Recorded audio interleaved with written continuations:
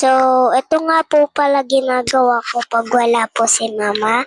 Nagpapa-check up po si mama sa clinic kasi po may sakit si mama. Maglilinis po tayo ng bahay para pagdating po ni mama malinis at ginagawa ko po yan araw-araw pag wala pong pasok. So, tinatanggal ko lang po yung mga gamit dyan ni Bibi. Tas inaayos ko lang po. Ayan. May kinuha lang po ko. Tas inaayos ko na po.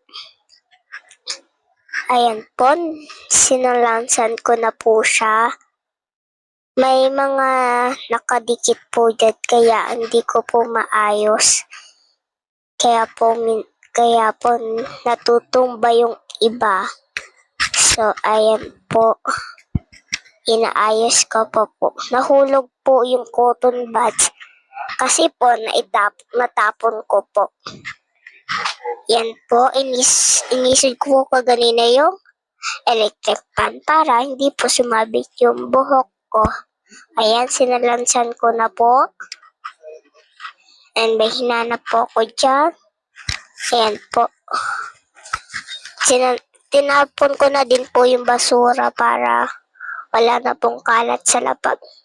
Nagtupi na din po pala ako ng kumot nila mama at kumot ni mama po, tas kumot ko po.